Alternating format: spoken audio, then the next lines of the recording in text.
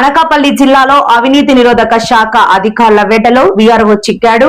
రైతు భూమి మ్యుటేషన్ కోసం 3 లక్షల రూపాయలు డిమాండ్ చేసిన వీఆర్ఓ అడ్వాన్స్ గా 1,50,000 రూపాయలు తీసుకుంటూ రెడ్ హ్యాండెడ్ గా పట్టుబడ్డాడు. వివరాల్లోకి వెళ్తే అవినీతి నిరోధక శాఖ వలలో వీఆర్ఓ 1,50,000 లంచం తీసుకుంటూ రెడ్ హ్యాండెడ్ గా పట్టివేత.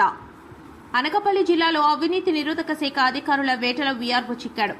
రైతు భూమి మ్యుటేషన్ కోసం 3 లక్షల రూపాయలు డిమాండ్ చేసిన వీఆర్ఓ అడ్వాన్స్ గా 1,50,000 రూపాయలు తీసుకుంటూ రెడ్ హ్యాండెడ్ గా పట్టుబడ్డాడు.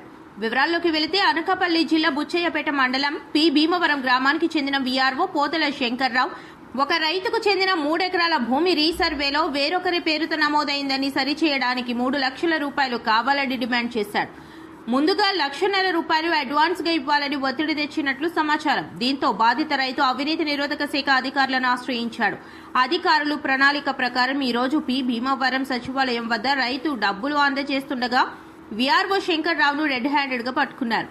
ఈ దాడిలో డీఎస్పీలు హర్షిత, రమణమూర్తి మరియు సిబ్బంది పాల్గొన్నారు. వీఆర్ఓ వద్ద నుండి 1,50,000 రూపాయలు స్వాధీనం చేసుకుని కేసు నమోదు చేసినట్లు అధికారులు తెలిపారు.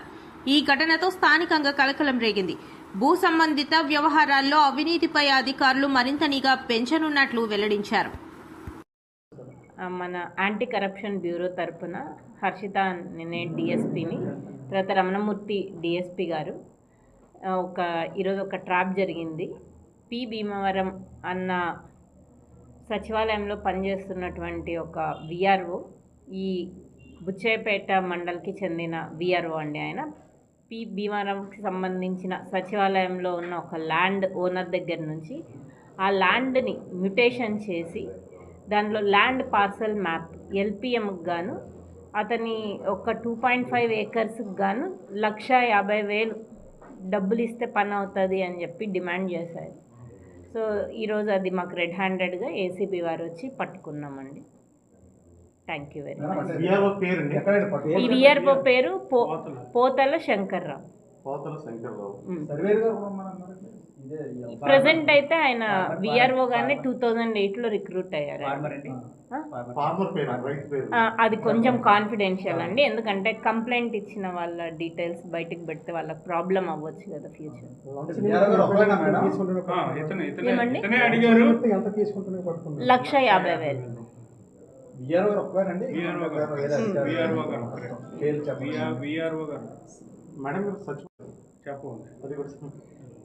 అంటే వాళ్ళకి ఇబ్బంది అవుతుంది. ఓన్ ల్యాండ్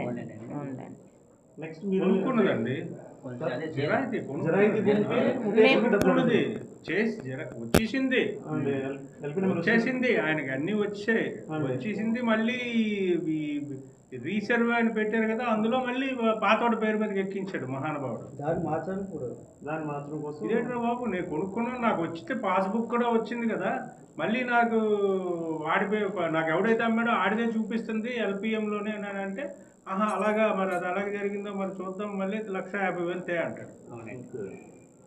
అర్థమైందా మీకు? ఇది అన్యాయం కదా ఇదండి. సో ఇందు మూలంగా మీ అందరికీ మీ ద్వారా తెలియజేయాల్సింది, గవర్నమెంట్ సర్వెంట్స్ ఎవరైనా కానీ వాళ్ళు చేయాల్సిన పని చేయడానికి ఏదైనా అడిషనల్గా బ్రైబ్ అలా అడిగినప్పుడు 1064 అన్న టోల్ ఫ్రీ నెంబర్కి అప్రోచ్ అవ్వచ్చు, లేదా ఏసీబీ ఆఫీస్కి డైరెక్ట్గా రావచ్చు. రక్షణ కల్పిస్తాం. మీకు మా వార్తలు నచ్చినట్లయితే మా ఛానల్ ని సబ్స్క్రైబ్ చేయండి, లైక్ చేయండి, కామెంట్ చేయండి. మరిన్ని వార్తల కోసం R9 టీవీ ఛానల్ ని చూస్తూ ఉండండి.